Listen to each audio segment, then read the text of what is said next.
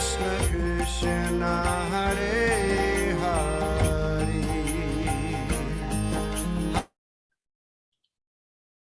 Hare Krishna, Krishna Krishna, Hare Hare, Hare Ram, Ram Ram, Hare Hare. So welcome everyone for the Gita course, the advanced Gita course or Gita course level 2. And congratulations. So all of you have become senior now. From level 1, you have gone to level 2. So it was really nice to have so many participants week after week. And such sincere questions, such sincere practice of every single day, chanting, reading, hearing. And even the volunteers who are calling you all, so they also gave a very nice feedback about many of you. So we are very grateful for your wonderful reciprocation. And now, from today onwards, we are entering a new journey, a journey which will be more intense. And this journey will help us to go more and more closer to Krishna. So today is the inauguration, and today we have a very special guest amongst us. In fact, he is one personality whom all of us should be indebted to. His Grace Hariksetra Prabhu. So Prabhuji is the author of the Gita course, both level 1 and level 2. I still remember a couple of years back when Prabhuji was making these PPTs, so much of time he was investing just to make sure that people will be able to connect with Bhagavad-Gita and how practically this Bhagavad-Gita can be presented. So you see in level 1, whatever we saw, so it was so practical. At every step, we were able to connect with what Krishna is saying in Bhagavad-Gita. So all credits to him. Very nicely Prabhuji has designed, and because of this Gita course, so many people are getting connected. So ours is one Gita course like that. In ISKCON Whitefield, there are multiple Gita courses which are running. And all the course instructors are using the same PPTs. So all glories to Prabhuji for this wonderful contribution. And also currently Prabhuji is working or serving here as the temple president in ISKCON Whitefield. And to talk about his educational qualification, so Prabhuji has done MS from BITS Pilani, and he worked in Wipro for a good number of years. And during his days in his office, he had also filed a patent. So you can imagine, Prabhuji likes coding very much, even now. So Prabhuji is very logical in his presentation, and very philosophical, and very nicely, Prabhuji presents the philosophy in such a way that people will be able to connect. So we are very fortunate to have him today here. And I request all of you all that please take his association by attentively hearing, and also towards the end, whatever questions you have from level 2 or from Shloka a day or whatever you have heard from Srila Prabhupada, please go ahead and ask. Prabhuji will be surely very glad to answer your questions. So I request His Grace Hariksetra Prabhu to please take over. Hare Krishna.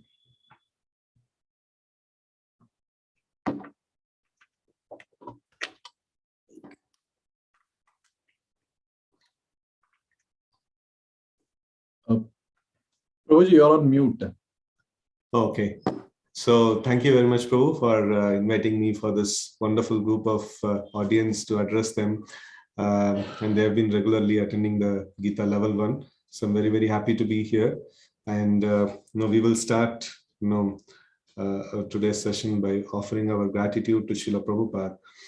Because of his mercy, we are able to understand Gita in a very simple way.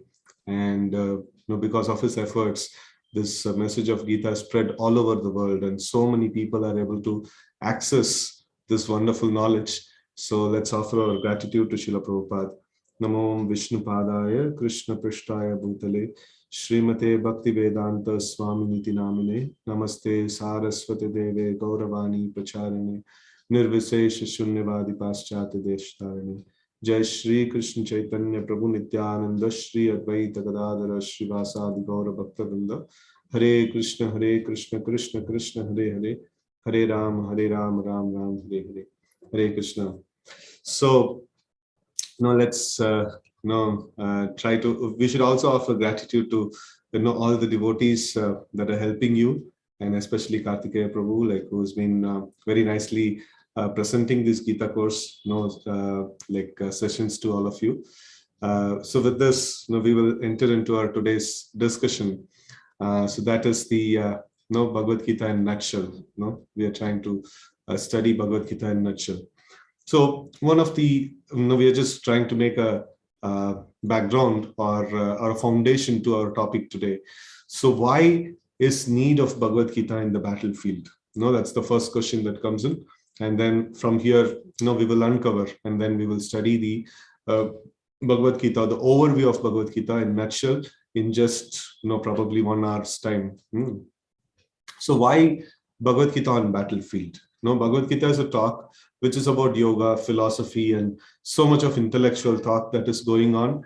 And why such a thing on battlefield? So is the battlefield a place to talk about yoga and philosophy and stuff like that? So now let's see what had happened in the beginning of the Bhagavad-Gita. So Arjuna, a very great hero, who had performed many wonderful feats, he is now depressed in the onset of, in the beginning of the battle. So why he was depressed over that at that point in time? Because lack of clarity of the outcome of the battle.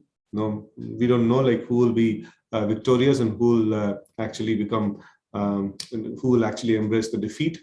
And then personal life is going to be disastrous. All his relatives, all his people that he know, everybody is going to die in the battle. And then all that he cherished in his whole life would be completely destroyed. So his kingdom, and especially I'm sorry. So especially when Duryodhan was asked, why do you want this battle to happen? Or why, where do you see yourself at the end of all these things? So he mentioned that there are 2 outcomes that are there. So one is that I'll be victorious. It is sure that I will be the king till the end of my life. It is sure that if this battle happens, either the victory, I will get the victory or I will get defeated. So if I get the victory, I will continue to be the king of this planet. And then if I get defeat, then I will die as a king. And what will the Pandavas get? The Pandavas will get a burial ground where all his relatives are dead and gone and dead and buried. So he will just get that much. The Pandavas will get just that much. And no great heroes will be there, like Bhishma, Drona, and all these people. All of them will be dead and gone, right? So they would not get anything, even if they win the battle. So this is how Duryodhana was calculating. So we can see, that's what is happening. That's what is the calculation happening in Arjuna's mind also. What will we get, after fighting this battle? Even if we win, what is that we are going to get? It's so depressing to think about the whole thing, right? So this is what Arjuna was going through at that point in time. So then how Arjuna, how not even Arjuna, how anybody can get inspired to do the work that is there in hand, right? So this is the key aspect, by acquiring knowledge. So one may ask, how is acquiring knowledge going to help me to be enthusiastic and inspired? So in this life, we see that many times we are pushed and we are put in so many difficult situations, so many difficult challenges, wherein we may try to see that we may just we would like that if the situation is not there, we would like to just go around it or something like that. So we would not like a challenging situation to be there in front of us, right? So, but if we know, why should I do that particular work? What is my role? And how is it going to impact me, and what I should do, and how I should do, and things like that. So when I get answers for all these questions, so then I get enthusiasm, then I get some clarity, and then I will be out of depression.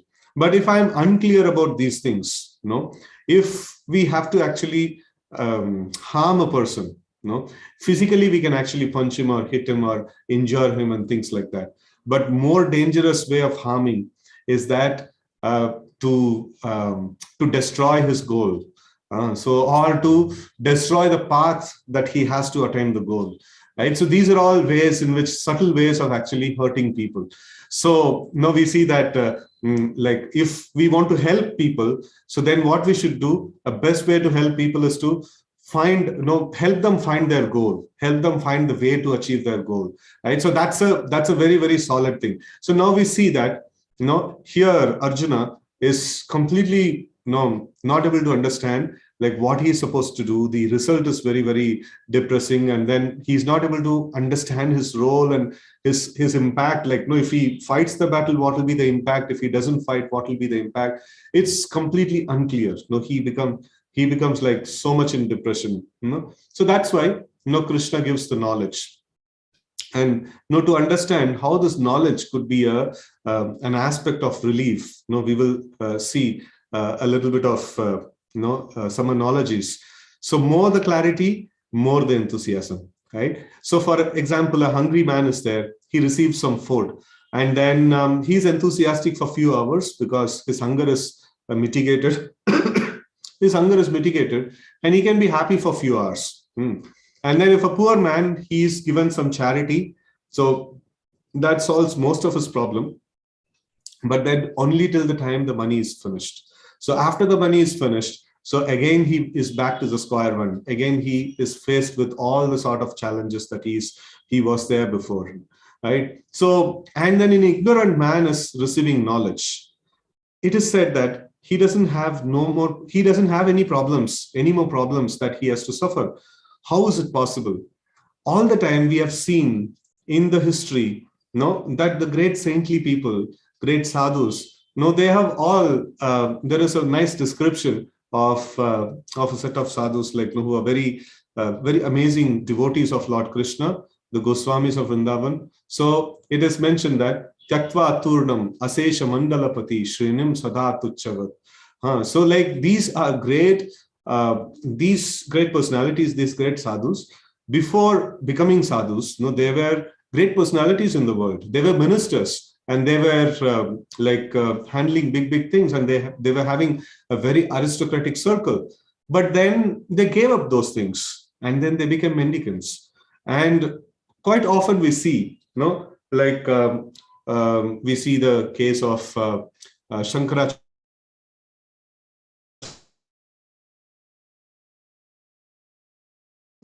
whose knowledge is even now worshipped and studied. Such people, they have chose to renounce their life at certain point in time. So renunciation means what? Renunciation means no guarantee where they will get their food and no guarantee where they will get their money. Practically they don't keep any bank balance and stuff like that. Or practically they don't reserve anything for themselves.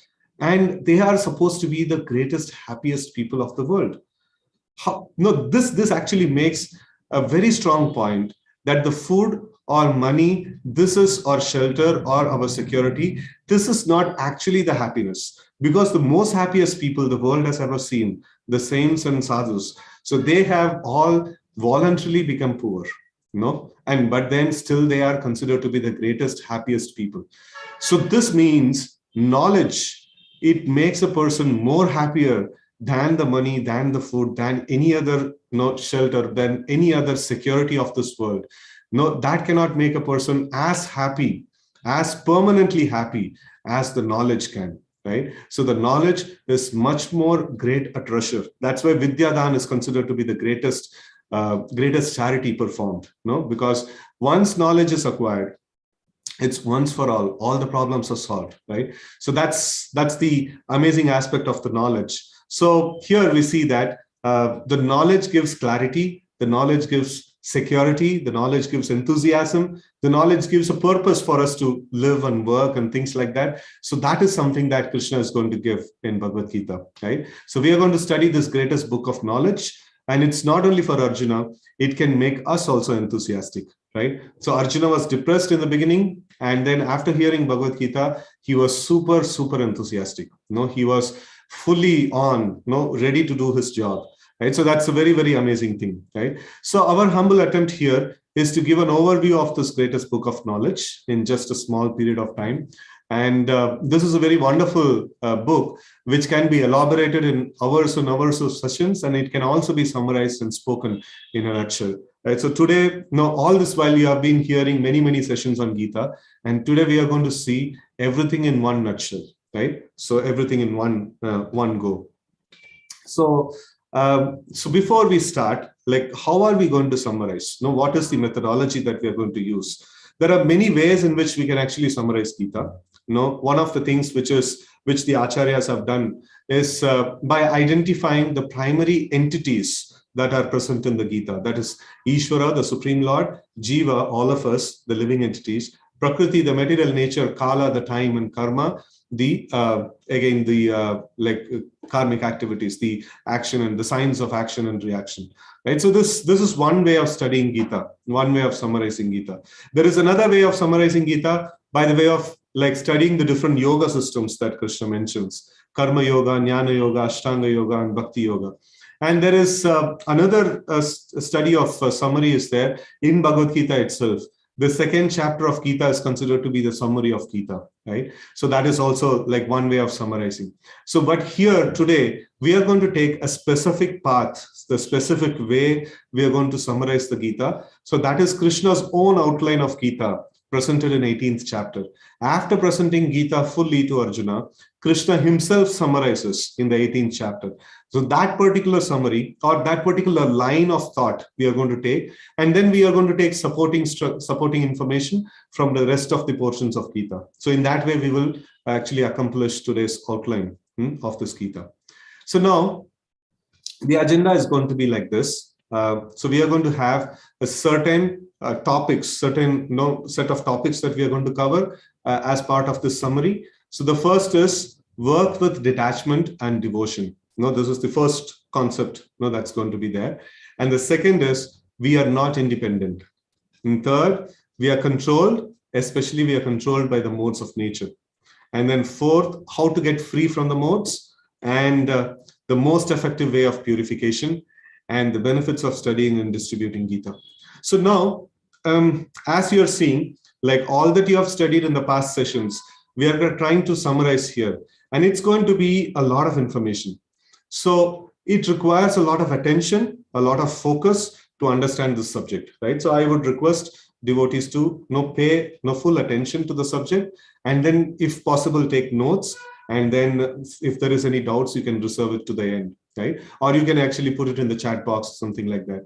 So but the focus and attention is very necessary, because we are going to cover a lot of subjects in a short time. So we have tried to make it as as easily understandable as possible, but still there is a lot of focus that is needed, right? So now let's enter into this summary. That is Krishna's own outline of Gita. So the first topic is work with detachment and devotion. So now, so work is causing the problem. So let me take sannyas. So this is the first argument that Arjuna actually puts in Bhagavad Gita. Why? Because Arjuna is faced with ultimate crisis. What is the crisis in hand? Relatives will be dead. Now he's foreseeing no enjoyment in the victory, fear of sinful reactions, and 6.6 million people to die, and all of it in just 10 days, 10, 14 days, like very, very small time. So like over a period of 2.5, 3 years, the COVID has resulted in 5.6 million death. And for that, so much of hue and cry, and so much of lockdowns, and so much of precautions, and so whatnot, all of it we have done. And here Arjuna is going to see 6.6 million people getting killed in one shot, just in 10 days. You can imagine what kind of a massacre it would be. So that's going to happen. And Arjuna's solution is that, no, let me give up everything. Let me renounce. It's all of this is going to happen because of me, because I have to, or the Pandavas, we have to be the rulers. And just for that sake, so many people have to be killed. No, I am not interested. No, I want to walk away. I want to take sannyas, at this point in time.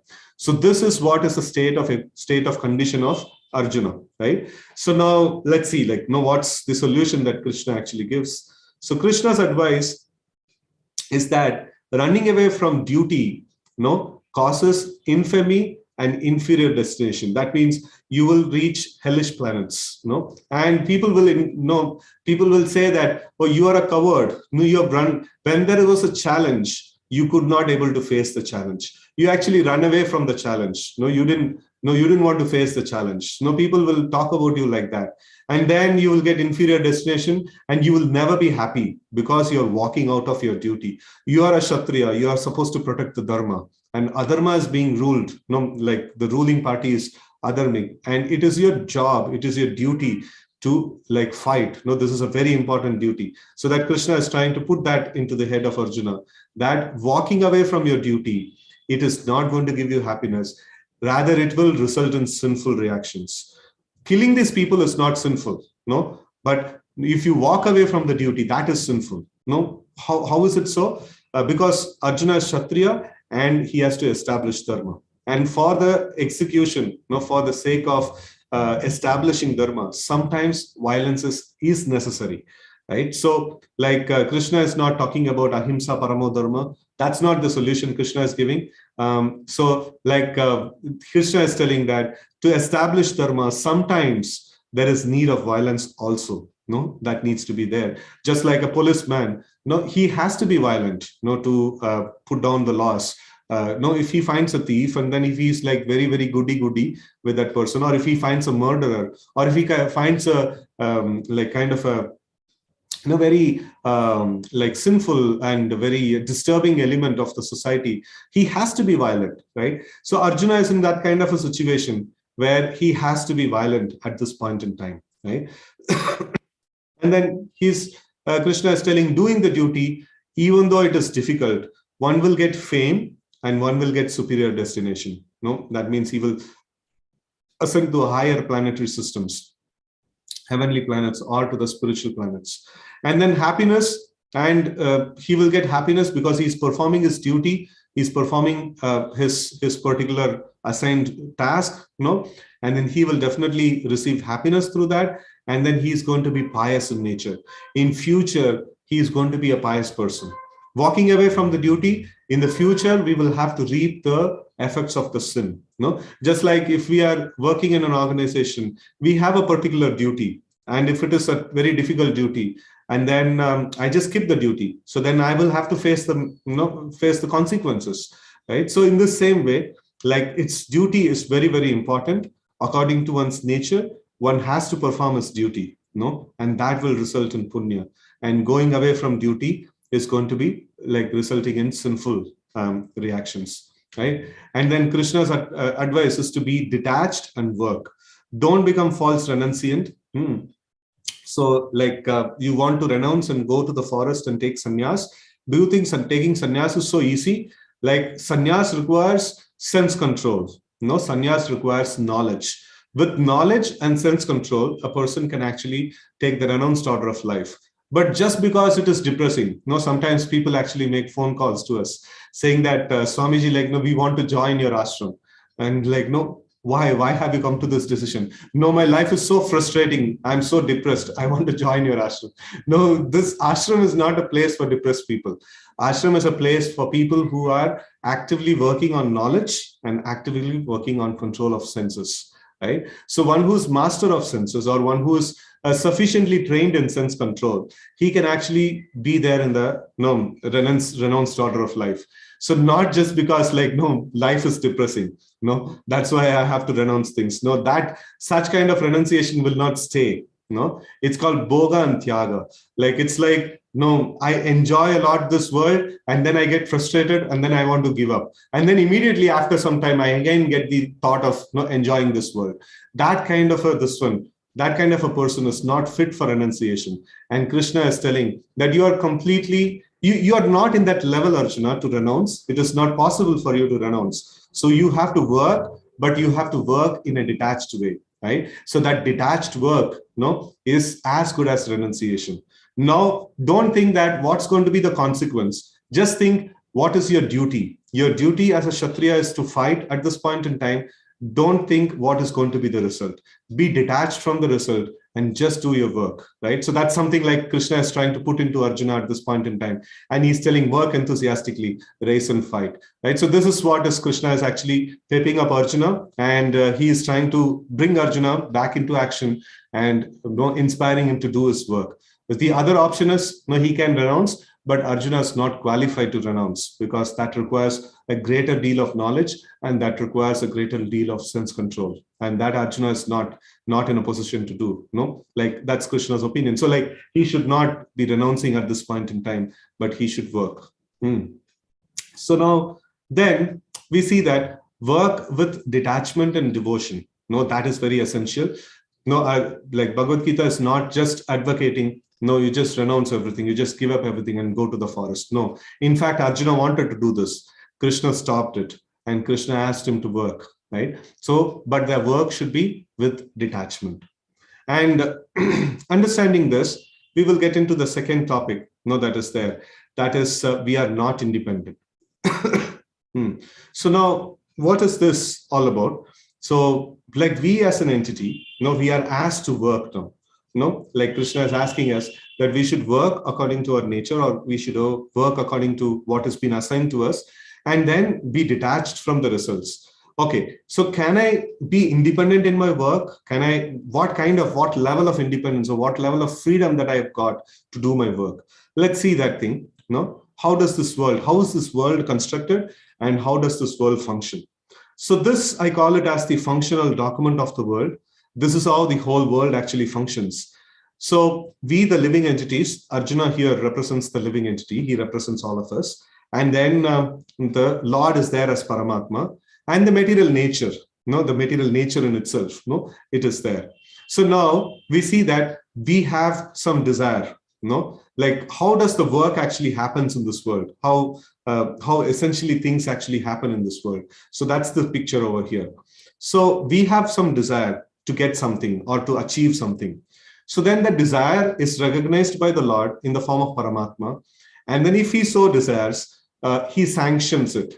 So when the Lord sanctions it, then the material nature fulfills it. The material nature executes it, right? So now it's very simple. Just like, if I want to lift this hand, I have a desire to lift this hand. So in this process, the Lord has to sanction it, and the material nature, the material nature has to execute this.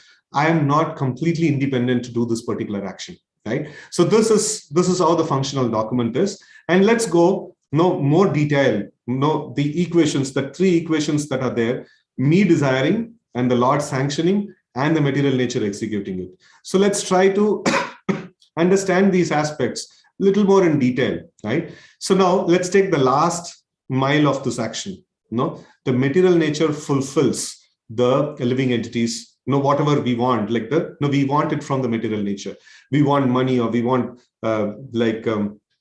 we want some property, or we want some material transformations, or like some material things that we want, from this world. Can I go and exploit it? Can I reverse this equation? Why should I need Paramatma in between to sanction? Why should he recognize my desire and sanction? Why not? I see things in front of me. Why not I can exploit it? Why not I can take it directly? Can I do that? So that's something that we will explore in the first go, right? So that's the first thing that we're going to see. So here we see, exploit the nature to its limits. Can I do that? So like, let's take one example. So I need to get some money. I need to earn some money, right? So there is two ways in which you can actually get your money. The first way is that bank has a lot of money. So easiest thing is just go and loot the bank. Just go and steal in the bank, right? So you will get a lot of money. So that's the easiest thing. The money is there, and just go and access it, right? And the option two is, we take a proper job, we work, and then the boss becomes pleased with our work, and he deposits salary in our account, right? And then we can withdraw it anytime, and we can enjoy, right? So this is another way. So the second way is what we saw, that we have to desire, and the Lord sanctions it, and the material nature executes it, right? So, and in this way, we see that we work, and then the boss sanctions it, and the cashier delivers the cash to us, right? So that's something similar to that particular this one. So we also go through the same thing in this world. So this is not something new to us. So this is the way the world actually functions, and the world that we have set up also functions the very same way. So now it's not very difficult to understand the nature's functioning, right? So the nature is also working like that, we desire, the Lord sanctions, and the material nature fulfills. And now if I try to exploit the material nature, just like this bird over here, so it is trying to extract some bit of water, from the tap, which is closed. The control of the water is there on the top. But this bird, it is thinking that all this while there was water over here, and there is possibility of more water, and I can exploit, I can always get water from this hole. But here the actual scenario is, a person in knowledge can see that there is a tap and somebody has to open up the tap to get the water. Right? In the same way, like trying to exploit the nature directly, it is so frustrating. We may get something. We may get, just like this bird, it may get a few droplets of water, but then we may not be able to get it all right. So it is very difficult. So we have to, we will be cheated, we will be frustrated. So this is not the way to actually get things from this world, get things from this nature, right? And then we see that, please keep the door closed. So we see that this attached work, which is, I'm doing a particular work, thinking that I will get this kind of result, and I will exploit this nature, and I will get this kind of fruits from my work. So this is not very intelligent. Krishna is telling Arjuna that please give up this kind of work. Please renounce this kind of work. That's what we saw in the previous section, right? So be detached in your work, right? So that's something that Krishna actually advises. So one who is attached to the fruits of work, he is not very intelligent. The result is he will get sin. He will get into the bondage. That's opposite to the liberation. And he will get more deeper into ignorance, and he will, has to sustain distress. Right. So these are all the things that are there, which is the part of, or which is the consequence of attached work. Right. So an employee needing more money, demanding the cashier, just like like we are trying to go and exploit the material nature, right? So material things are there in front of us. So like if I need more money, I should go to the boss and get some sanction, and the cashier can deliver it. But then if I go and meddle around with the cashier, hey, we know each other very well. You have a lot of cash in the cash box. Why don't you give me some cash? No, I'm in need of cash, right? So the cashier is like, the cashier cannot give. And even if he gives, it's going to be a crime over there, right? So we should always understand that there is a sanctioning authority. If I want something in my life, I should approach the Supreme Lord rather than trying to exploit the material nature, which is sinful and which creates bondage and which puts us in ignorance, and it makes sure that we are in distress. Right? So that's why this attached work, getting attached to the results of work is very, very condemned in Bhagavad-Gita. Always it is mentioned, we should perform our work and be detached from the results of our work. So this is the reason for that, right? Okay. So next is, we saw that, okay, the living entity, if we try to exploit the material nature, what's the consequence? So now let's see the last mile, we have studied to some extent. The material nature we cannot exploit. That's not possible. Material nature has to give. Even if we exploit the material nature by force, it's going to be sinful, and it's going to be frustrating, and it's going to be distressful. We may be able to extract a little bit from the material nature, but we cannot do much, right? So we have to depend on the Lord to sanction and the material nature to provide us. So now the next thing that comes in the picture is Lord is supposed to sanction things. On what basis does he sanction? What's the criteria that he uses to sanction? Right? So this is something that we will study now, right? So now we see that the Lord sanctions things based on one's karma. So now if I'm going through some suffering now, I must have committed some sin. If I'm going through some happiness, I must have committed some punya, right? So either now or in the past, generally in the past. So if I have committed some sin in the past, so I will be facing difficult situation, suffering situation. And if I have committed some pious activity in the past, punya in the past, so then I must get happiness, right? So this is the law of karma, very simple way of putting the law of karma, right? So now we see, is the Lord a sadistic master just ready to punish us, just keeping an account book saying that, no, you have done this mistake, you have done this mistake, you have done this mistake, and I'm going to punish you to the core, right? Is he going to be like that? Is he a master like that? So in Bhagavad Gita, Krishna actually reveals his identity. He says, Suhrudam Sarva Bhutanam. Suhrudam means the best well-wishing friend, right? So there are different words that are there in Sanskrit for friendship. So Mitra, and then there is the Bandhu, and there is different kinds of words. The best of all words that can be used for friendship is Suhruda, Suhrudam. So this Suhrudam Sarva Bhutanam, the Lord is telling he is the best well-wishing friend, not just of us, not just of anyone, of all the living entities, right? And in fact, this is the most positive aspect of the whole equation. So we trying to exploit the material nature, it's not legal, it's not the proper way, but then like Lord sanctions, and he sanctions as our well-wisher. He sanctions, just like, like Lord, we can always imagine him as parent. Just like Krishna also mentions that Aham Bija Patapita, like I am the seed-giving father of all the living entities. And in other place in Bhagavad Gita, he mentions that Mataham Asya Jagatam, Pitaham Asya Jagata, like something like that. He mentions that I am the mother, I am the father, I am the grandfather. I care for every single living entity, like to the core. I am interested in every single living entity's welfare. So that's very important. So the whole thing, the real control of all the activities, that's the sanctioning power. That's there with the Lord, and Lord is our best well-wishing friend. That's an amazing thing. That's the most positive thing of the whole equation. So we should not be worried about that. I want something, but then the Lord is not providing me. The Lord is not answering my prayers. Right? So if the Lord is not answering our prayers, we can understand that Lord is Suhrudam Sarva Bhutanam. Lord is my best well-wishing friend. And if he is not answering my prayers, there must be something. He cares for my well-being more than what I care for myself. Right? So Lord is my best well-wishing friend. And let me just be dependent on the sanction of the Lord. And he will do it for good. He will do it for my well-being. Right? So this is the best portion of the whole equation. Okay, so now let's see. There is one more thing that is remaining in the whole equation. So that is my desire. So that's something that is still there. So let's see that portion also.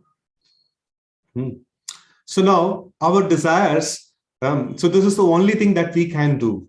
We cannot sanction. We cannot meddle around with the material nature. Material nature is Krishna's energy. Krishna, in fact, says, Daivi esha gunamayi mama maya duratyaya. So this material nature is my energy. You cannot manipulate it, right? So Krishna very clearly mentions that. So no, I cannot manipulate the material nature, and I have to wait for the sanction. So what should I do? What is my role in the whole thing? What am I supposed to do? So the thing that I can do is the desire. What can I desire, right? So this is the only thing that we can do. So there is two ways of desire. So the option one is I desire based on what I like, just go by my likes and whims and things like that. And the option two is I desire based on Lord's teachings. So Lord is telling in Bhagavad Gita, you see, if you do like this is good. If you do like that, this is bad. So then I make my desire based on that. Okay, Lord has told in Bhagavad Gita that if I have to work in this way, let me desire to work in this particular way, right? That's the option two. So first option, I just desire according to my whims and fancies. So still the Lord sanctions it and material nature executes it. And the result is sin and misery, right? So, and then option two is I desire based on the directions given by the Lord, in his teachings of Bhagavad Gita. Then also the Lord sanctions it and the material nature executes it. But the result is punya and result is happiness, right? So this is the crux. The work is the crux of everything. And how do I work? Based on the direction of the Lord or based on my own whims and fancies? So that is the thing. So to do this thing, we need guidance of Gita, and we need the guidance of people who live by the teachings of Gita, right? So it is always this case. Like if I have to learn something, I have to go to a school. I have to study from a teacher, who is expert in that particular area and who is actually practicing it for a long period of time. So in the very same way, if I have to live very happy life, then I need to actually control my desires. I need to actually mold my desires the way the Lord wants. And that is revealed in Gita. And that has been, we also get the opportunity to get trained by people who live by Gita. And so this is the way, to get our, this is the way that we can actually desire. So now we see that this topic 2, that we are not independent. So we saw that many different factors are there. So I am a factor, I desire, and Lord is a factor, the Lord sanctions, and the material nature is a factor, it executes, right? So 3 factors are there. I'm just only one factor in the whole action. I'm not completely independent, right? So I'm dependent on so many entities. So this is one way of explanation. There is an 18th chapter of Gita, we see that the Lord mentions 5 different factors. So adhishtanam, tata karta, karanam cha pratak vidam, vividam sa pratak cheshta, daivam chaiverta panchamam. So there is, in any case, in whichever explanation we take, the bottom line is that I am just one of the factors and I am not completely independent in the system. I cannot just go about and do anything and everything I want. No, I am just only one factor in the whole thing. And knowing this, I have to develop humility, right? So I have to depend on the Lord, and I have to depend on the material nature's function. So I am not completely independent. So that should give rise to humility, and that's a very, very important thing, right? So the humility, amanitvam, adambitvam, ahimsa, shanti, arjavam, this is considered to be a sign of knowledge. A person who understands how this world functions and what is his role in this whole creation, he naturally becomes humble, right? And then he doesn't try to exploit the material nature. He doesn't waste his time trying to exploit the material nature, trying to pull things of this world and try to control things of this world, because he understands daiviyesha gunamayi mama maya duratyaya, this material nature, things that are there around me. All these things are Krishna's property, daiviyesha gunamayi, and mama maya duratyaya. I cannot control them. I may get for some time, I may be in illusion. I can just have an illusion that I'm able to control this nature. I'm able to have control of this world to some extent, to some degree. I can be there in some illusion, but that's not going to happen forever. I'll be frustrated, right? So to use the material elements around us properly, we must study and practice Gita. Because everything that exists is Krishna's property, and everything should be used rightly in his service, right? So that's the right way of work, and that's the right way of actually being very happy. So these are all some of the aspects that we saw, that if we have to work, we have to work with detachment of the results, and then even for the work, we are not independent. We have only one role to perform, that is to desire, right? And another thing is that we are not independent, but on top of it, we are also being controlled. How we are controlled? We are controlled by the modes of nature. Let's try to see what are these modes of nature. So Krishna has set up this world with this modes of nature, right? So what is the role of this modes of nature? Just like gold, silver, or iron chain. So if we are tied with some chain, I cannot do work as independently. I have to depend on other factors. And even the factor that I have, that is the desire, I've been controlled by these 3 things, goodness, passion, and ignorance, right? So goodness conditions a person by happiness and knowledge, and passion conditions by attachment. So attachment for things that I already have, and hankering, when will I get things? I want to become rich. I want to become great. I want to have so much of control and power and money and stuff like that. When will I be able to get that? Right? That's passion, right? And ignorance, conditions by madness, laziness, and sleep, means what's there in this world? Nothing is there in this world. You work hard and then somebody else gets the result. And what's the use of doing everything? Just give up everything. That's like ignorance, right? So in this way, we are conditioned by these different kinds of modes. Goodness means clarity of thought, a long-term vision and stuff like that. Passion means hankering to attain things and intense attachment for things that we already have.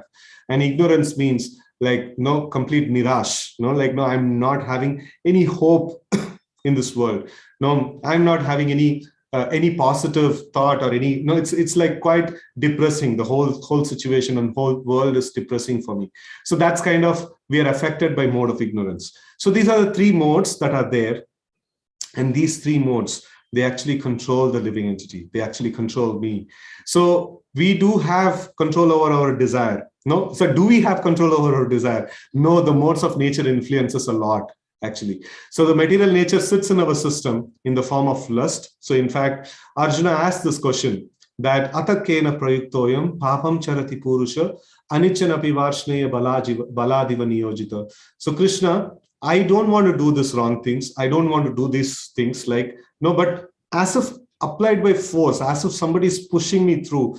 I've been forced to do something. No, I've been forced to do something wrong. So wherein I don't have the desire to do it. No, like, or like I don't want to do it, but as if pushed by force, no, I'm doing it. What is the thing that is actually pushing me? Right? So then Krishna mentions Kama Yesha Krodha Yesha Rajoguna Samudbhava Mahashano Mahapapma Vidyena Mehavairinam. So Krishna mentions that there is an eternal enemy of all of us, Arjuna, no, all of the living entities, Arjuna, and that eternal enemy is the lust. Lust means, as we saw in the previous equation, that is trying to enjoy the property of Krishna, the material nature, without his sanction. No, that's called the lust.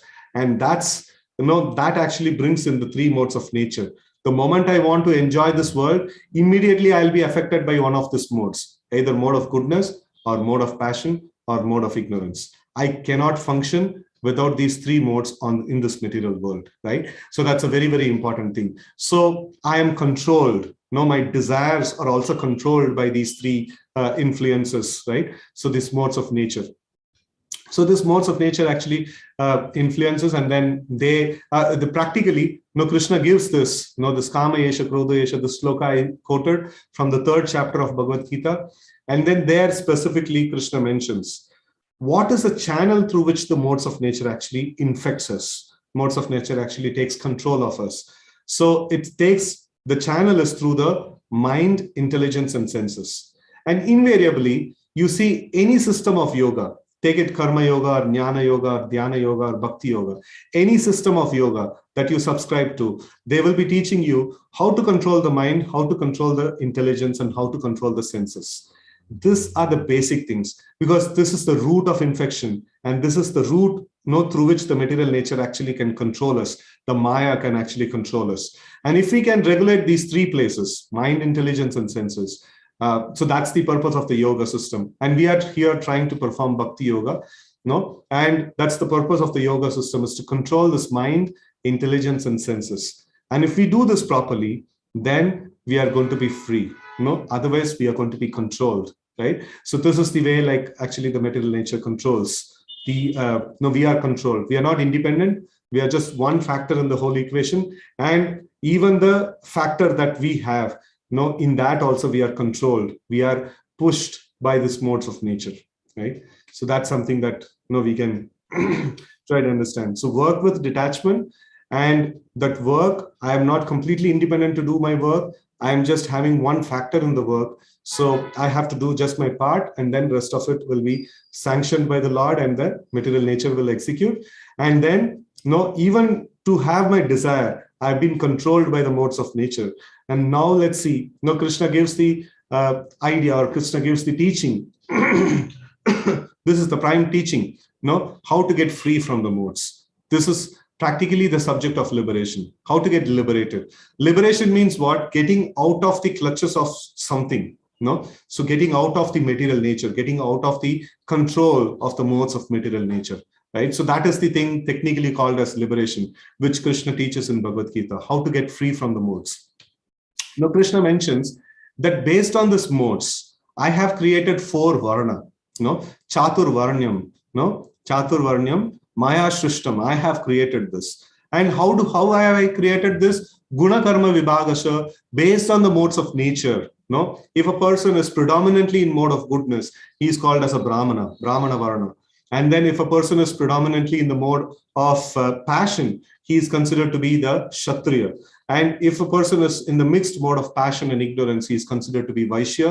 And then if a person is in the mode of ignorance, predominantly affected by the mode of ignorance, then he is called as a Shudra, right? It's not based on the birth. It's not, no, I am a son of a Brahmana, I can be a Brahmana. No, Krishna is not mentioning that. Krishna is telling Guna Karma Vibhagasa. I have divided the class, the human society, into 4 Varanas based on the qualities that they have acquired, based on the modes of nature that they have acquired, right? So according to the 3 modes of material nature and the work associated with them, the 4 divisions of human society are created by me, right? So Krishna has created, God has created this thing, right? So this is not the caste system that's prevalent, in the society, wherein, just because I am a son of a Brahmana, I become a Brahmana. No, that's not the caste system that's talking about. Here it's talking about the quality and work, right? So, and although I am the creator of the system, you should know that I am yet the non-doer, being unchangeable. So Krishna is not affected by this. Krishna is not affected by the modes of nature because he is liberated. And that's why when he teaches something, it can liberate us also, right? So that's how this particular thing is there. So Krishna has made these modes and people are affected by these modes. And there are 4 different classes of people who are affected in different ways by these modes of nature. So this is the basic thing. And now, like, how to get out of that? So Krishna is mentioning, Sve Sve Karmani Abhyartha Samsiddhim Labhate Naraha Swa Karma Nirata Siddhim Yata Vindati Chakshuno. By following his quality of work, every man can become perfect. Now please hear from me how this can be done. So Krishna is mentioning that if I am a Brahmana, if I am conditioned by mode of goodness, if I am a Kshatriya, I am conditioned by mode of passion, I should work according to my nature, the nature that I have acquired, right? So that is something very important. So work your way to get liberated, right? So you are controlled by the modes, but whatever way we are affected by the modes, let's work against that. Let's try to work according to the natures that I have acquired. And then Krishna is telling, if you work according to your nature, I will make sure that you get out of it, right? That's something that Krishna is telling here, right? Shreyan swadharmo vigunaha paradharmat swanishtitat swabhava niyatam karma kurvan apnoti kilbisham. It is better to engage in one's own occupation, even though one may perform it imperfectly, than accept another's occupation and perform it perfectly, right? So that means we should accept our nature and we should perform our work according to our nature. We should not get into comparison, saying this person is doing that, that person is doing that, I should be doing like that. No. So the Vedic system is trying to understand what nature I have and working according to one's own nature, right? So why? Because working according to our own nature is never affected by sinful reactions. Right? That's why Krishna mentions, like I have created the Varanashrama, different Varanas based on the modes of nature, and work according to your nature. That will free you from the modes. This is what actually Krishna is actually mentioning. This is one way of freeing from the modes, right? And to what extent Krishna actually gives the ways of working, according to our nature. So Krishna gives just a sample we have taken here. Yukta hara viharasya, yukta chetasya karmasu, yukta swapnavabodhasya yogo bhavati dukkhaha. He who is regulated in the habits of eating, sleeping, recreation, and work can mitigate all material pains by practicing the yoga system. That means, Krishna, how much he is actually teaching us. The Lord's teachings are exhaustive.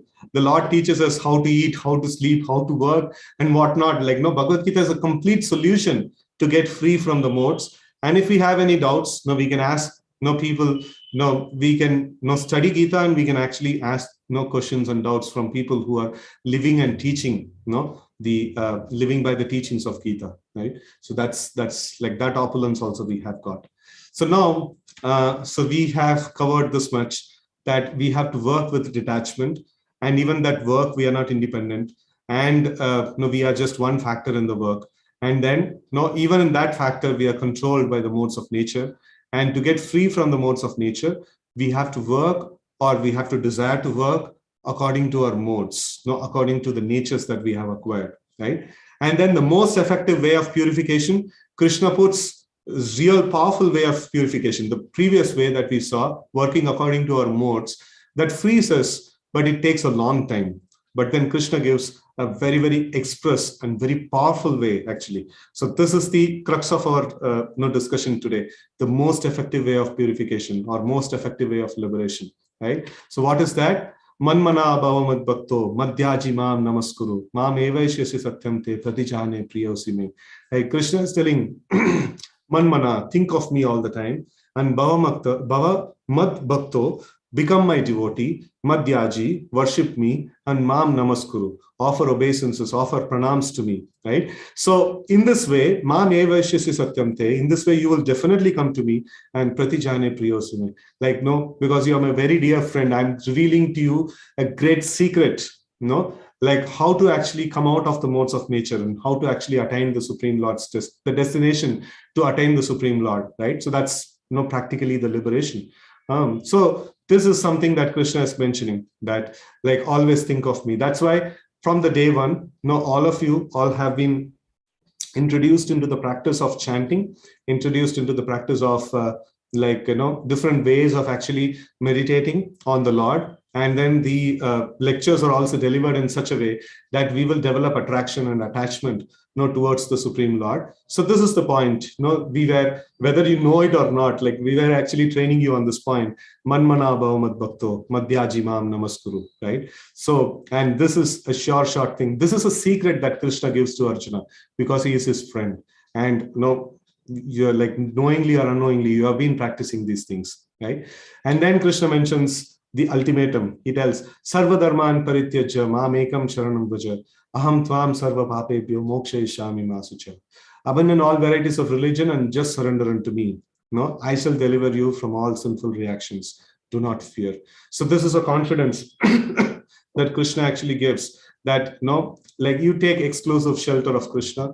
How do we do this thing? How do we take shelter of Krishna? So we take shelter of Krishna by studying Gita. We take shelter of Krishna by following the instructions given by Krishna.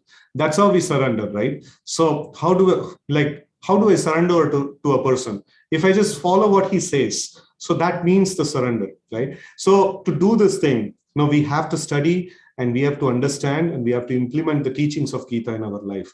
And if we do that, Krishna is telling, I shall deliver you from the sinful reactions and do not fear. The modes of nature will not touch us if we do this thing. Right? So this essentially actually brings to the conclusion of the teachings of Gita.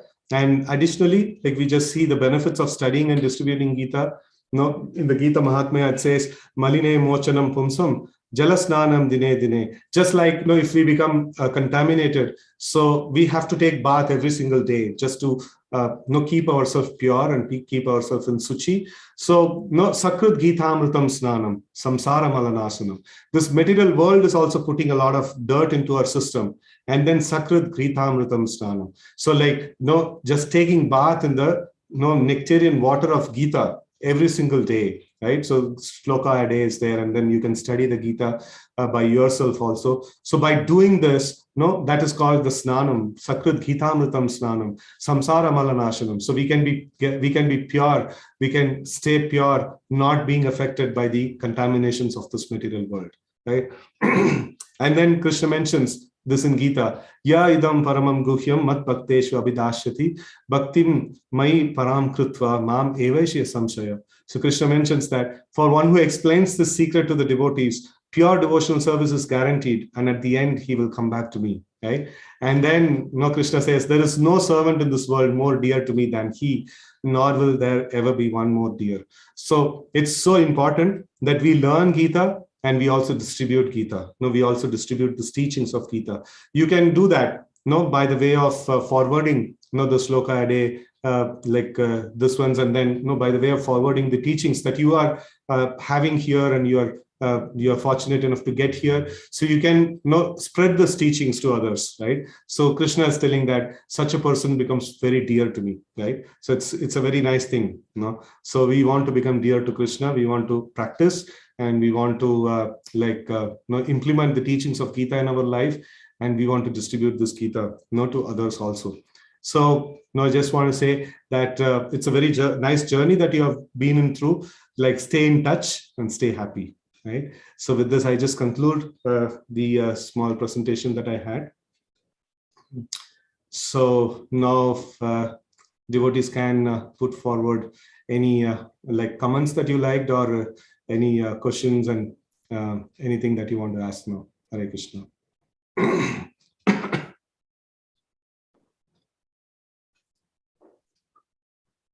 Hare Krishna. Please post your questions in the chat box. Hare Krishna. There's one question that has come as a direct message to me. So I'm stressed most of the time and get affected a lot by the surroundings. How can I be stress-free? So this is a very nice question, that getting affected a lot by the surroundings. So now if we see, Gita is the right case study, right? So now we see that in Gita, we see Arjuna was completely affected by the surrounding. He was completely affected by the situation over there, like the relatives and the whole lot of things, like nothing is going in his way. And Krishna actually taught him that how to actually work with detachment, right? So this is a very important thing. And that is possible by following the teachings of Gita. One very, very practical thing is that if we can do our chanting process that is being taught to all of us in these sessions, if we can do the chanting process nicely, if we can chant the names of the Lord, and then hear every single syllable very carefully, so that actually gives us the internal strength. And more the internal strength increases, more we will not be affected by the surrounding. It's not that we are going to become completely careless about the surroundings. No, we will not be affected by it. We will be able to carefully deal with it, right? So that's the benefit that we will get. So I would recommend that practice this meditation that has been taught to us very, very seriously. Like we have every single day, every morning, like we have a japa session that is going on. So those of you who are interested, I would recommend, like, everybody of you should join the japa session and then do it together. So when the meditation is done in unison, though we may not be able to see each other, so we are all sitting in different places, but still all of us are coming together for one cause, and for the cause of meditating on the sound vibration of the names of the Lord. That's very powerful. That's very powerful. And the early morning, the Brahma Muhurta time, that is also very, very powerful. So kindly take advantage of this facility to chant in unison, and like that will help you a lot in developing the internal strength. Hare Krishna. So, Prabhuji, there are a lot of wonderful comments from devotees and appreciating today's session, and they're feeling very enlightened. There's one question here. If someone is not ready to accept Gita and thinks it is only for old age, then what should we do? Should we still pursue or leave here? So one thing, like I have seen, is that when you have always seen, every one of us have this experience. So if you have something nice and then you are enjoying that particular thing, then people come to ask, like, hey, what is that? Please tell me, like, what is that you have? And you seem to have something very nice and wonderful. So this is a very nice way of preaching the message of Gita. So if we are happy, and if we are very, like, the people who are very much saying that, hey, no, I don't want Gita, like, no, this is all something to be read in old age and things like that. So we say, okay, fine, like, no, it's not for you. Like, it's so wonderful. It's so nice. Like, I'm getting a lot of benefit. So I will do it. And then, in front of them, if we practice and if we actually show the results of practicing Gita, and then practically, like, most of the times people they don't have the practical aspects of seeing what all ways the Gita is actually beneficial for them. So when we actually put forward, like, very, very basic practical things, just like the basic thing that actually binds us to this world or puts us in misery in this world is unregulated mind, intelligence, and senses. That's something that we studied today. So, and regulating the mind, intelligence, and senses can make us happy. And just few practices like regulating the mind, manastrayate iti mantra, trying to chant the mantras, very nicely, and then studying Gita and things like that. And then regulating our senses by the way of honoring prasadam and by the way of doing various nice, wonderful things that are prescribed. So we can actually clearly show a difference to the people. No, people around you will clearly be able to see you are something different, you are something special. So, and they will naturally come and ask you, what's that you have? No, there's something that you have very special. Please tell me. No, so that's one way of actually inspiring these people. So give them some time, and they will get they will get actually this one. Or we can actually ask some questions from Gita, like, what do you know about Gita that you say that it is for the old age? So in various ways we can actually do that. Okay, so before that, there is another question that is there, which has come as a direct message to me. So we can only desire and nothing else. But what if unknowingly we desire something harmful or which may be sinful to the future? Will the Lord sanction it? So this is a very nice question. So we may desire so many things, and all of our desires are made note of. And then everything comes into action. So like what we desire, that actually manifests over a period of time. And how strong we desire, that also matters. And after desire, like what does, do I have the sufficient credits to execute the desire? So that is also a very important thing. If I have sufficient punya, so then only that, sufficient punya or sufficient like credits to execute the desire. So that is also which is needed. So this unknowingly desire means like, technically speaking, we are affected by the modes of nature, and the modes of nature actually pulls us to desire in a particular way. And that's why Krishna is telling how to get out of the modes of nature. So that is by, like worshipping the Lord, the chanting the names of the Lord, Manmana, Bhavamat Bhakto, Madhyajimam, Namaskuru, and things like that. So if we do that thing, so then this unknowingly problem will not be there, right? So, and we will be in control of things. We will not be pushed and pulled by this, the pulls of the material nature. So, if we have a desire, then the Lord actually takes note of it, and then he sanctions it. So, Prabhuji, there's a question. What is the significance of raising the hands when you chant Hare Krishna Maha Mantra? Okay. So, like when somebody's like it is there in the Western countries, this is a very common thing. If there is a cop that actually, there is a police that catches you for an offense, they will put the revolver in front of you, and you are supposed to raise your hands in front of them, right? So means what? Like, I'm not going to access anything. No, I'm taking my hands off, and you are the master, and now you are in control. So that's the reason. Raising the hands and chanting means, Krishna, I take complete shelter of you. I'm not going to meddle around with anything else. I'm offering myself unto you, and it is up to you how you want to take care of me. I'm just taking complete shelter of you by chanting your names, right? So this is one of the meanings that raising the hands means offering our. It's not like a fearful thing, like a revolver in the front. No, it's naturally like as we understand, Krishna Suhrudam Sarva Bhutana. He's the best well-wishing friend of all living entities. So naturally we feel like submitting ourselves to him and then taking his shelter. So that's a way of surrender actually, to raise our hands. Okay. So there's a question, Prabhuji, which says, how do I judge my destination? What mode is my destination, whether towards goodness or towards passion? Oh, they are not the destinations. They are our contaminations. So like if we are stuck with something, it's just like, somebody may get affected by corona and somebody may get affected by dengue, and it's not the destination. So we are affected by one of these, and we have to get out of all of these. And we have to come out of these modes, and then we have to be in the pure state of existence, pure mode of Vishuddha Sattva, not in any of this ones, no Sattva, Rajas, Tamas, or goodness, passion, and ignorance.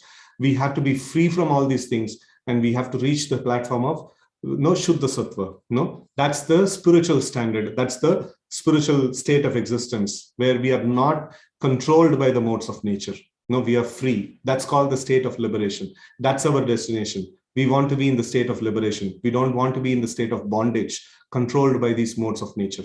Right? Hare Krishna. So, thank you, Prabhuji. There is another question. So one Mataji is writing this, that her father is in ICU and husband has probably got COVID. So she was planning to travel, to see and serve her father, but then somehow, now she has to cancel because the husband is affected. So she's asking that, at this time, doesn't feel like praying and chanting. And she is very nicely saying that I'm clearly in mode of ignorance. What can we do in this situation? And chanting is not happening from inside. See, like what practically can be done? If you have been there next to your father, if you have been there next to your loved ones, you could have did something physical. You could have helped something. And now, if at all something has to happen, it has to happen through the will of the Lord. And it's the Lord who's there as Paramatma in everywhere, in every single aspect of the whole creation. So it's natural that we should take shelter of the Lord and pray intensely to Him. And one thing that we should see, that we have always been discussing, work with detachment. Of course, it is very difficult, especially in these situations. So we should pray to the Lord that you are the best well-wishing friend of all living entities. You are the best well-wishing friend of my dad. You are the best well-wishing friend of my husband. You are the best well-wishing friend of me also. And you have, definitely you know how to take care of them. So I am in a helpless state. I am so far away from them. No, please help me. No, please, what is that? Please help all these loved ones of mine also. So in this way, we can actually chant and remember the names of the Lord, right? So everything, the Lord, practically speaking, He is the one who can actually connect, all of us, who are very far away from our loved ones. So in that way, like we can actually, try to chant. And chanting, to make this chanting happen, we need to have the association of devotees. So you can be in touch with the devotees who are regularly in touch with you, and then you can share these problems. Like by sharing itself, half of your problem is solved, right? So you will feel much more lighter. And then when you actually hear from people who are practicing, hear from people who are actually caring about us, Krishna is caring, Krishna is Suhrudam Sarvabhutanam. And Krishna has sent some devotee in my life, who is also caring for me as a representative of Krishna. So like, let's take help of, these people also, like these devotees, and, cross this difficult period of time in our life, right? So we also pray for you, like in this situation, that many more people are also actually stuck in this kind of situation. So we offer our sincere prayers that you may cross over the situation soon, and then like find your peace. Hare Krishna. Thank you, Prabhuji. I'm sure this will give a lot of inspiration to Preeti Mataji to continue chanting, which is the only shelter now. There's a comment from Chandrasekhar Prabhu. He says concepts such as positive thinking, law of attraction, wishful thinking, thinking consciously, monitoring our thoughts, living in the now, situational awareness, etc., are taught a lot these days, such as with the book The Secret by Rhonda Byrne.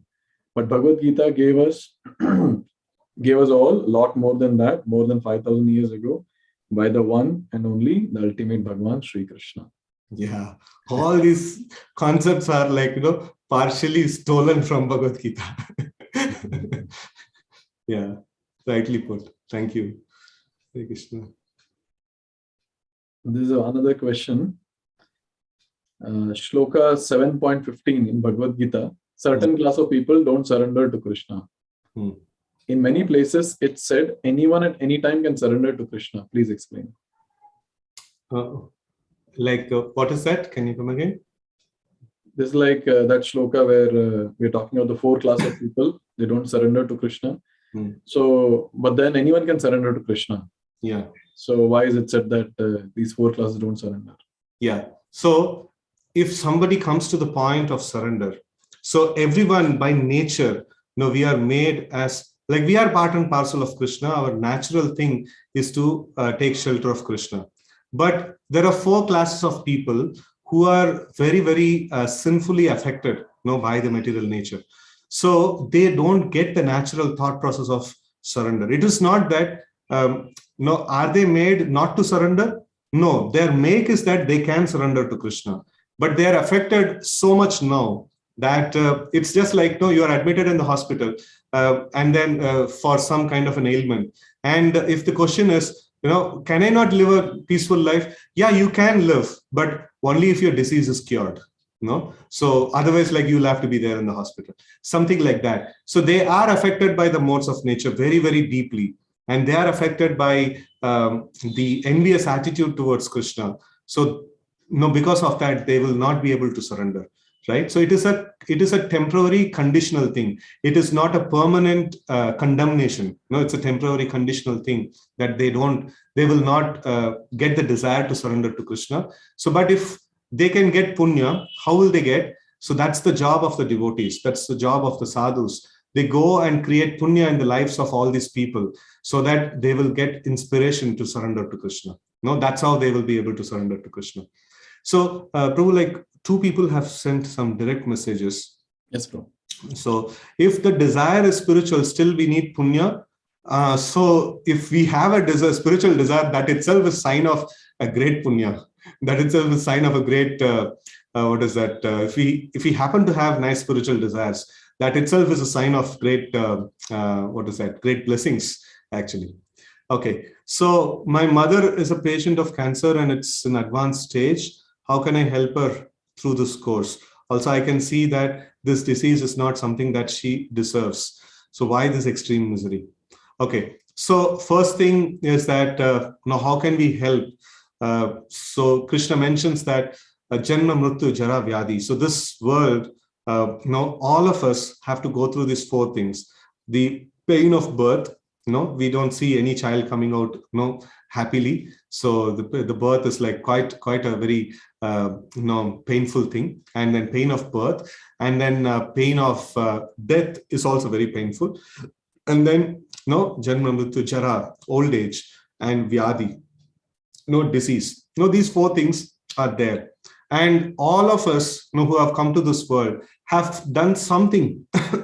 Otherwise, if we are all very good, so we will be there back in the spiritual world, not having to go through any of the miseries. So we have come here means we have got some share that we deserve, something that we deserve, something that is there for us to actually go through this misery, right? So there is no innocence that is there. So we all have something done in our past lives or in this life.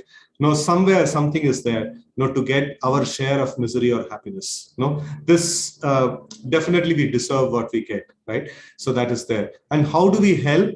So this, the aspect of Krishna consciousness, the teachings of Bhagavad-Gita is so very purifying, and the aspect of chanting. So we can actually chant for them. There is a box that is also there. Continuous chanting of Hare Krishna. So we can actually plug on that, that particular thing for them. And more they hear the names of the Lord, more they hear this auspicious teachings, and whatever they could perform, they can perform at this stage of life. And that's very, very beneficial for them. That's very auspicious for them, actually. So in this way, we can actually help them out in this situation. Okay. Thank you, Prabhuji. So here there's a question. Can you please explain the mode of goodness in detail? Okay. So mode of goodness means material clarity. So mode of goodness means following, basically wanting to enjoy this world, but I will enjoy the world as it is, as properly explained in the scriptures. So there is a lot of fidelity towards the scriptures, and there is the mode of goodness results in happiness. The mode of goodness results in long-term vision. That means I'm not looking for some short-term happiness or short-term results and things like that. So the thought process is quite long-term. And the mode of goodness means samo, dhamma, tapa, saucham, shantir, arjavam. These are all things are part of mode of goodness, right? So control of the senses is part of mode of goodness. And then tapa, austerities, taking austerities, doing things which may be difficult, but then investing the time for the progress in the clarity of thought, or in the progress in understanding of the scriptures. So this is called mode of goodness, right? So this mode of goodness, when it is practiced in a pure form, that's called spirituality, right? So that's like chanting the names of the Lord and keeping ourselves clean, and then studying the scriptures, for the sake of pleasing the Supreme Lord, not for getting something in this material world. So these are all like pure form of mode of goodness, right? Vishuddha Sattva. So in this way, like, and then also the further sessions, like we will, you will find much more depth of detail, about this particular subject, right? Hare Krishna. Yeah. Thank you, Prabhuji. Can we take a few more questions, Prabhu? Okay. You're available? Okay. Yeah. So there's a question, as per Sayujya Mukti, merging one's existence with God. Can you please clarify, as per Bhagavad-Gita 2:12, as Sayujya Mukti, one can merge with God? No, merging with God is never possible. God is God and we are we. No, we are the part and parcel of God, and we can always, we will always be separate from God, right? So 2:12, just see. Natvevaham jatunasham natvam neme janadipaha nachaiva na bhavishyamaha sarve vayam atap param. So here Krishna categorically says that no, you will not be destroyed. The people over here, they will not be destroyed. And no, never it's going to happen. In the past, no, all of you were there. In the present also you are there, and in the future also you will continue to exist. He says that you will never get merged, into the existence. Sayujya Mukti means, in the Upanishads it is mentioned, just like a green bird entering into a green tree. It appears that the bird has merged with the tree, but it's just an appearance. It's not actually happening. So always the living entity and the God, always we are separate entities. We are Jiva Tattva and the Lord is Vishnu Tattva, and we never merge. That's not possible. Hare Krishna. Thank you, Prabhuji. So there's a question from Pranil. So Pranil Prabhu, this is regarding yoga ladder. So we'll be seeing this in the next session. So we'll not take this question now. So there's a question. In my family, one of my uncle has expired, and suggestions here not to do any puja activity. So we should stop chanting and reading Gita also for a few days? No, not necessary. So the puja activities, the suchi, there are certain activities which require suchi. That means the deity worship, to offer the puja, like offer the worship. So, but there are certain activities which must continue all the time. So that is reading of Gita and chanting of the names of the Lord. So specifically, it is mentioned that we have this Sikshashtakam prayer, that we chant every single day, before we start our auspicious, before we start our chanting. So in that, there is a specific prayer that is there. So Nam Akari Bahuda Nija Sarva Shaktis Tatrarpita Niyamita Smarane na Kalaha. So there is no this conditions of suchi, there is no conditions of any rules and regulations for chanting the names of the Lord. And the same applies for studying Gita. There is no rules and regulations for chanting. And this one, so this is something that we can access every time. The Suchi principles doesn't stop these activities, right? So the Suchi principles stop us from doing the puja, but not studying Gita and not chanting the names. That should continue all the time, right? Hare Krishna. Thank you, Prabhuji. So there's one question. Is happiness greater than ecstasy, greater than bliss, greater than pleasure, greater than joy? Is this understanding correct? If understood in descending order. What is that? Is happiness greater than ecstasy, greater than bliss, greater than pleasure, greater than joy? The English words, I don't know how the gradations are there. So ecstasy is something like considered to be a higher run, and then bliss is considered to be a little more, and pleasure, joy, and happiness, these are all interchangeably used actually. So ecstasy is like is a class apart. So bliss and ecstasy, they are considered to be a little more expressive, in that way. There's one question in YouTube, Prabhuji. It says, everybody says, ask Krishna for everything. But every time I go in front of Krishna, my mind is blank. I don't ask anything. For me, why this is happening, I'm suffering a lot. So this is very nice. Like if we are not able to think of anything in front of the Lord, there are some standard prayers that are there. So just now I read out from the prayer called Sikshashtakam. So this is a very nice prayer to offer. So when we go in front of the Lord, it will be nice if we can offer our standard prayers. So that is also very nice. Like we can learn the Sikshashtakam. We can learn Tulasi prayer. There is a very nice Tulasi prayer that is there. Or we can learn the many nice prayers are there in Srimad Bhagavatam. And even in Bhagavad-Gita also, there are nice sections of prayers that are there. So we can actually offer those prayers. Krishna likes them because his pure devotees have offered those prayers. So you can start off like that. And then the rest of the time, so when you are not there in front of the Lord, when you are there at your own pace or at your own time and like privacy, so even then, so many thoughts may come. If something is very, very occupying your mind, so immediately you can actually offer a prayer to Krishna, saying that, oh Krishna, this particular thing is occupying my mind, and it is actually weighing very heavy on me. So like, please help me out. Now I want to focus on you. I want to like pray to you and things like that. So please help me in this particular aspect. So more we actually interact with Krishna, more we actually have some kind of a connect with Krishna. So that helps us a lot. That helps us to develop some nice relationship with Krishna. Right? So that's very good. Like, we should interact with Krishna in some way.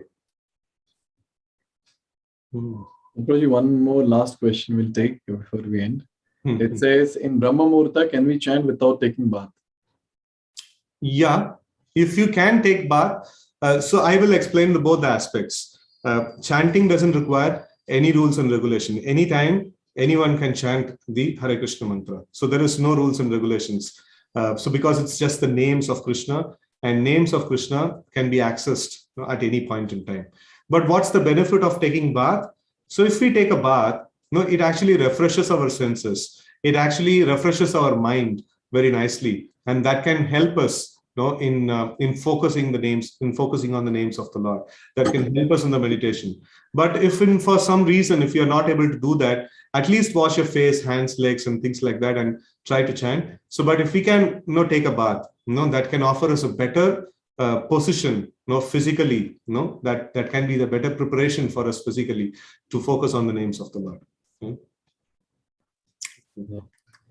So before I make some announcements for the next session, let's thank Hariksetra Prabhu for such an enlightening class, as all of you all mentioned here.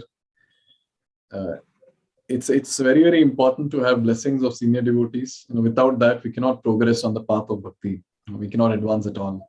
So we're very fortunate to have one such senior devotees amongst us, His Grace Hariksetra Prabhu. So I request all the participants that please seek blessings from Prabhuji, and also I request Prabhuji that please bless all the sincere souls. Somehow they have come and they have been sustaining from last few months. So I request you, Prabhuji, that please bless them so that they can progress on this path of devotional service. Yeah. So it's very nice to see that all of you are taking a lot of time and investing a lot of time to like studying this Gita and understanding it and putting it into your life. So I thank all of you for reserving this time and then taking this very seriously. And in fact, we studying and we implementing is not just beneficial for us, and it's going to benefit a lot of people, right? So this is our culture, and unfortunately, somehow or other, or the period of time, we have lost this culture. This was natural in our system to study Gita, and in our education, in the Vedic education. So, but then we have lost it, and now we have to bring it back. So, and all of us have a very, very important role in this. So, kindly take it very seriously and kindly study this Gita and apply it in your life, and you will all feel great happiness in your life, and you'll all feel really it's a very great blessings to study Gita, and blessings to have the association of devotees, and blessings to actually practice this in our life. That itself is a big blessing. You cannot ask something more than that. So I thank all of you for taking your time and doing this very, very important activity. Hare Krishna. Hare Krishna. Thank you, Prabhuji. So let's thank Prabhuji and express our gratitude by chanting Hare Krishna Maha Mantra. Hare Krishna, Krishna Krishna, Hare Hare, Hare Ram, Ram Ram, Hare Hare. Hare Krishna. Thank you, Prabhuji. Hare Krishna. Srila Prabhupada ki jai. I'll take leave now. Hare Krishna. Thank you, Prabhuji.